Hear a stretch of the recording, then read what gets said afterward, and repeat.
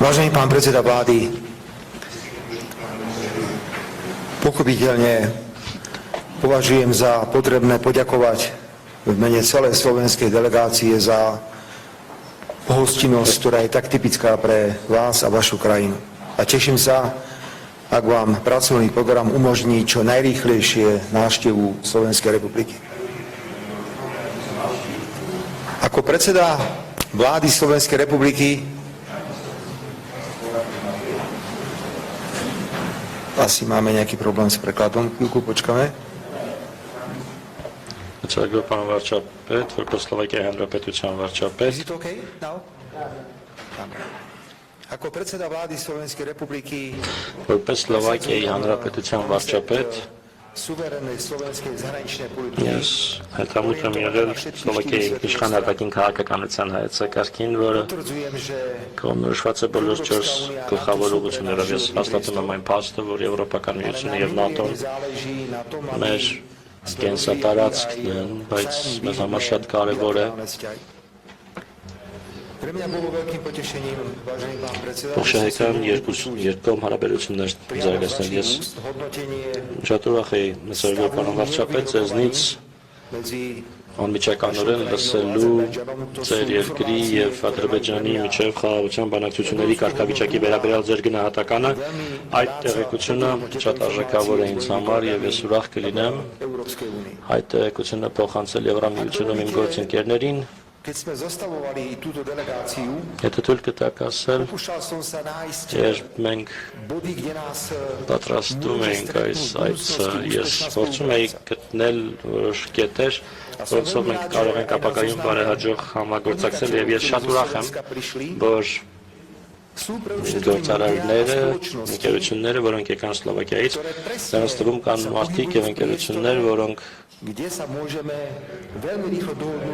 գործում են այնպիսի ոլորտներում, որոնցում մենք կարող ենք երկուստեք փոխշահական համագործակցության հասնել շատ շուտով։ Հարգելի պարոն վարչապետ, դուք նշեցիք միջուկային էներգետիկան, մենք նույն ռեակտորները ունենք Հայաստանը եւ Սլովակիան։ Ես ձեզ տեղեկացրեցի, հայտ ներկայացրեցի, թե որն է մեր տեսլականը, ինչ ենք ուզում անել մենք Սլովակիայում մեր ատոմակայանի հետ կապված մենք խոսում ենք միջուկային վառելիքի, օգտագործված միջուկային վառելիքի մասին։ Մենք ունենք մասնագիտացած ընկերություններ եւ դուք եւ մենք ունենք մասնագիտացած ընկերություններ, եկեք նրանց միավորված ջանքերի միջոցով գաշալի համագործակցություն ունենալ։ Համագործակցության առաջին նորությունը, որի վերաբերյալ մենք պայմանավորվեցինք եւ այնտեղ կուզենք ներառել մասնագետներին, մարդկանց մեր ընդհանուր տարածքներ կամ միջուկային էներգետիկայի ոլորտում մեր ապագա համագործակցությունը։ Համագործակցության մյուս ոլորտը մենք շատ բաց քննարկեցինք պաշտպանության արդյունաբերությունը, պաշտպանական արդյունաբերությունը։ Ես ասացի եւ դուք կտակ կգնամ իմ ասածը։ Եթե մենք չարտադրենք զենք, մեկ ուրիշը դա կանի եւ մենք ստիպված կլինենք գնել։ Եթե մենք պետք է շատ գումար ծախսենք մեր պաշտպանության վրա, ապա անենք այն ինչ մենք կարող ենք անել որպես փոքր երկրներ, գտնենք ապրանքներ, որոնք մեր կարիքները կբավարարեն եւ միևնույն ժամանակ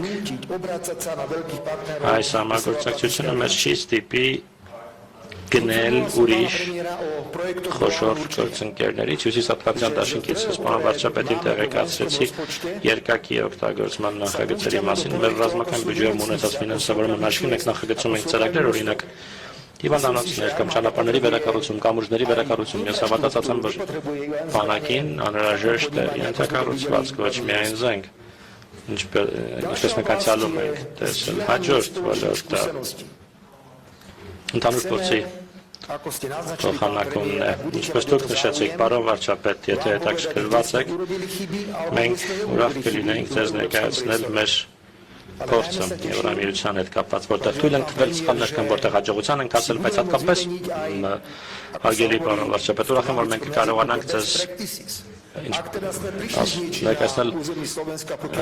լավագույն փորձը, լավագույն պրակտիկան։ Սլովակիայում մենք գտել ենք որոշ լուծումներ, օրինակ պետական գնումների ոլորտում կամ ռազմավարական ներդրումների մասին օրենքի տեքստում։ Ես համոզված եմ դուք եք ունենաք հետաքրքիր բաներ, որոնցից մենք կարող ենք դասեր առնել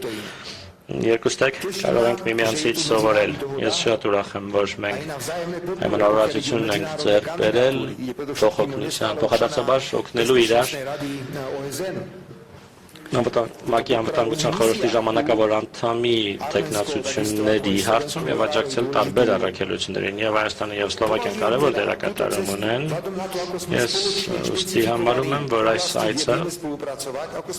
քանի որ մենք հստակեցրեցինք մեր համագործակցության ուղղությունները, մեր գործարար պատվիրակությունների կազմերը նաեւ հաշվի առնելով եւ մենք ինֆորմացիոնն մի քանի ոլորտների վրա եւ ես համարում եմ, որ այս այցը շատ հաջողված է եւ կարծում եմ գնահատում, որ այսպես հնարավորություն ունեցա ելույթ ունենալու Երևանյան երկխոսության շրջանակում հնարավորություն է ասելու որոշ բաներ, որոնք այդքան հաճախ չես ունենում նորմալ հնարավորություններ։ Ոստի շատ շնորհակալություն Ծագոֆան վարչապետ ձեր հյուրընկալ վերաբերմունքի համար, անհամբերությամբ կսպասենք Սլովակիա ձեր այցելությանը, շնորհակալություն։